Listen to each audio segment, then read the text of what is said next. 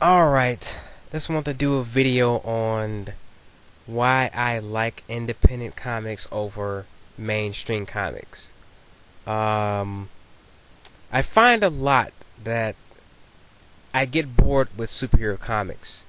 Um, for instance, right now, for Marvel and DC, I am reading.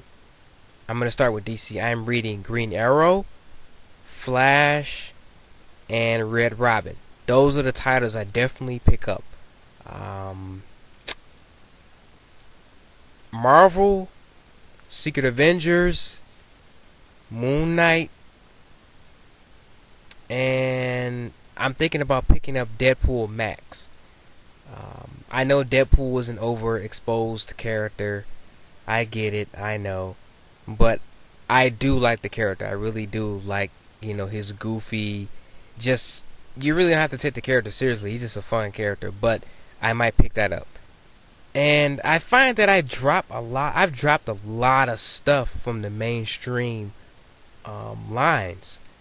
Um, and it has nothing to do with the price changes either. I know they just lowered the prices and all that, but it has nothing to do with that. It's just the fact that nothing's really grabbing my attention in Marvel and DC. Not much anyway. Like I was picking up Wonder Woman. I dropped Wonder Woman. I'm not feeling JMS's take on it. And I like the new costume. I really do. I'm definitely going to pick it up and trade, but I'm just not feeling that run. I'm also going to drop his Superman stuff because I'm not feeling it. I was kind of iffy on it anyway, but I'm just going to wait for trade. Like I can pick it up later on and trade. Um, I've heard good things about. I was picking up Matt Fraction's Iron Man because I heard good things. It's all right to me. I'm not that excited, so I dropped that. Um, he came out with that new Thor book. He's working on Thor now. I wasn't blown away by it, so probably pick that up and trade. Jude Winnick's Power Girl, I was liking it. I like Jude Winnick as a writer, but I'm not feeling his Power Girl stuff. Um, and a lot of stuff like that just happens with me in the mainstream. I'm pretty sure this happens a lot with other people as well. In fact, it has because people say it all the time. People are constantly picking up new titles and dropping old titles. Um, I just feel that the independent comics are really where it's at, man. I'm not trying to diss Marvel or DC. I just feel that the independent comics have a lot more variety. They have more new material, and I like that a lot. I like being able to pick up a new comic and just read it. Um, Lately with the all the continuity and these events and the Marvel and DC lines, it's just gotten really confusing. And if you drop this stuff, if you drop Green Lantern now, you come back a couple years, you come back like I don't know, you drop it now, you come back like January 1st, 2011. You're probably gonna be lost because it's really hard to keep up with, and they're starting to put less and less like those annotations like they used to put previously in issue number such and such. They used to tell you what happened before the previous issue you'll be reading, but they're doing that less and less now, and it's getting hard to keep up with. I just find that the independent comics are grabbing me more, particularly with Boom Studios is doing. Boom Studios and Radical. Boom Studios and Radical is just kicking ass right now. Mark Waid is on Incorruptible. He's on doing a lot of great stuff over there at Boom.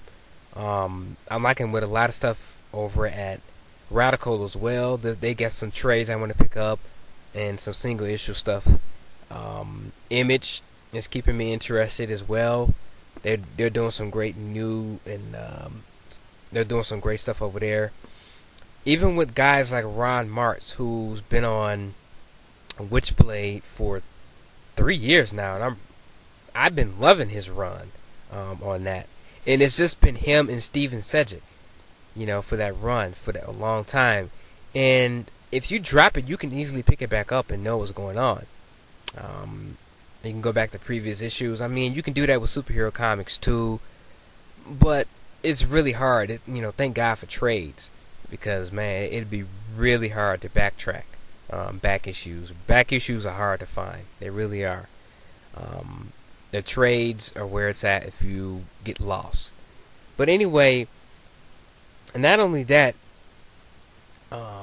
you also get to the point where there's just one writer and there's just one creative team for a long time on an independent title, or at all, because usually a lot of the independent stuff that's coming out is a one and done story. It's either 6 to 12 issues long.